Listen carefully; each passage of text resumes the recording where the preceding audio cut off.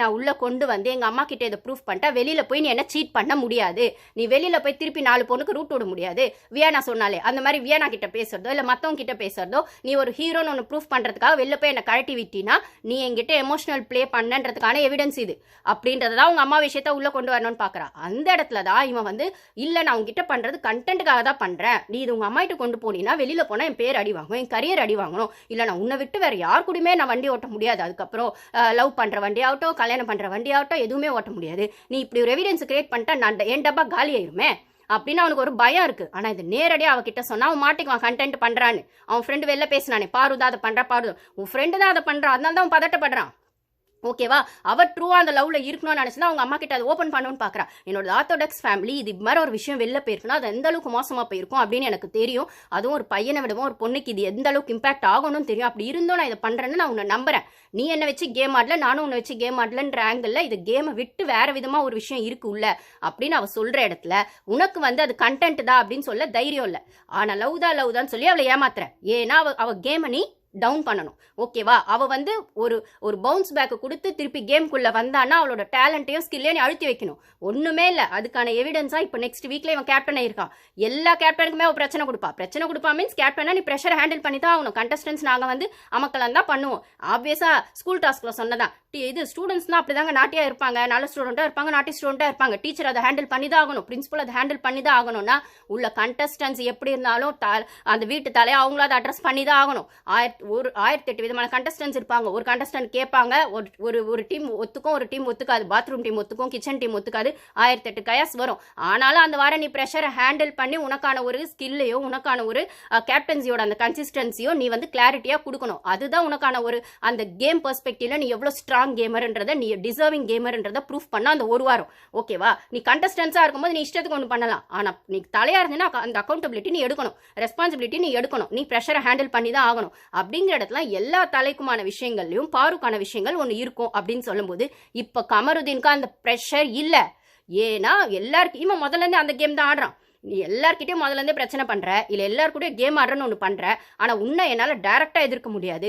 ஆனா வந்து emotional play பண்ண முடியும். அந்த எமோஷனல் பிளே எப்படி இருக்கும்னா உன்னை வளரவே விடாம, உன்னை யோசிக்கவே விடாம, உனக்கு ஒரு தனி ஸ்பேஸ்ன்னு ஒன்று கொடுத்துட்டா உன் மூளை வேலை செஞ்சிடும். அப்படின்ற பட்சத்துல அந்த தனி ஸ்பேஸை நான் கொடுக்க மாட்டேன். உன்னை ஒட்டிக்கிட்டே உட்காருவேன், உரசிக்கிட்டே உட்காருவேன். நீ வந்துட்டு எங்க வந்து என்னை வந்து விட்டுட்டு இக்னோர் பண்ணிட்டு கேம் பெர்ஸ்பெக்டிவ் போனா டக்குன்னு உன்னை ஹூவரிங் பண்ணி உள்ள கூப்பிட்டு வந்துருவேன், அந்த ட்ரையாங்கிள் உள்ள கூப்பிட்டு வந்துருவேன், அந்த பொசசிவ்க்குள்ள கூப்பிட்டு வந்துருவேன். அப்படின்னு சொல்லும்போது உன்னோட கேம் ஃபோக்கஸ் போயிடும். அப்படின்னும் போது நான் அந்த இடத்துல உன்னை விட முன்னேறி போயிடுவேன்.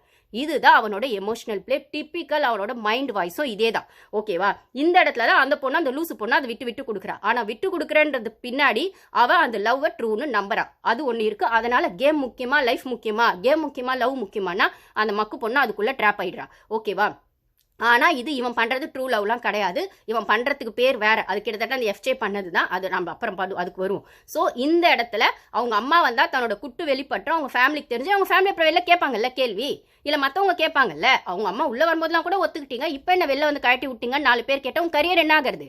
உனக்கு சான்ஸ் எப்படி வரும்? உன் பேர் வந்து கரியர்ல வந்து அந்த சினி இண்டஸ்ட்ரியில ரிப்பேர் ஆயிடுச்சுன்னா, ஐ மீன் அந்த சீரியல் இண்டஸ்ட்ரியில ரிப்பேர் ஆயிடுச்சுன்னா உனக்கு சான்ஸ் எப்படி வரும்? பேர் ரிப்பேர் ஆயிடுமே. அப்படி பயம் இருக்கும். நீ ட்ரூவா அந்த லவ்ல இருந்தீங்கன்னா வெளில போய் அது பண்ணுவேன்னு உனக்கு தைரியம் இருக்கும் சொல்றதுக்கு. நீ இல்ல, அதனால பதட்டப்படுற. ஆனா இல்லங்கிறத தைரியமா சொல்லுவோம், உனக்கு தைரியம் இல்ல. ஓகேவா? அப்படி இருக்கிற பட்சத்துல இந்த இடத்துல அவளோட எமோஷனல் பிளேவை இவன் இப்படிதான் ஸ்டாப் பண்றான். முதல்ல நான் கேட்கிற வீக்கெண்ட்ல எதுக்கு அவ பக்கத்துல போய் உட்கார? அரோரா பக்கத்துல உட்காரு, ஹனி பக்கத்துல உட்காரு, ஆம்பளைங்க 2 பேர் இருக்காங்கல்ல, வினோத் கூட உட்காரு, அமித் கூட உட்காரு, விக்ரம் கூட உட்காரு, அவ பக்கத்துல போய் உட்கார. இன்னைக்கு கூட திட்டு வாங்கினார்ல ஹோஸ்ட் கிட்ட பேசும்போது இது பண்ண நான் வெளில போயிடும் அப்படின்னும் போது அப்ப இப்பயுமே திருப்பி கன்ஃபார்மா தெரியுது யார் நோண்டிட்டே இருக்கா. அவளை யார் நோண்டிட்டே இருக்கா? அந்த கையில எழுதி காமிச்சதாகட்டும், அவ பக்கத்துல போய் உட்காரதாகட்டும், அவளை நொய் நோன்றதாகட்டும், எல்லாம் உங்க ஃப்ரெண்ட் மிஸ்டர் கமருதீன் ஃப்ரெண்ட் உங்க அக்கா பேசுற மாதிரி நீங்க தானே சார் பண்றீங்க. இன்னைக்கு நீங்க தானே சார் திட்டு வாங்குனீங்க. அப்ப அந்த பொண்ணை நீ தனியாவே விடுறதில்ல. அந்த பொண்ணை மேனிபுலேட் பண்ணிட்டே இருக்க. அந்த பொண்ணை வந்து அவளோடதுக்கான விஷயங்களை அவள் கேம் பற்றி யோசிக்கிறதுக்கான ஸ்பேஸே நீ அவளுக்கு கொடுக்கறது இல்லை.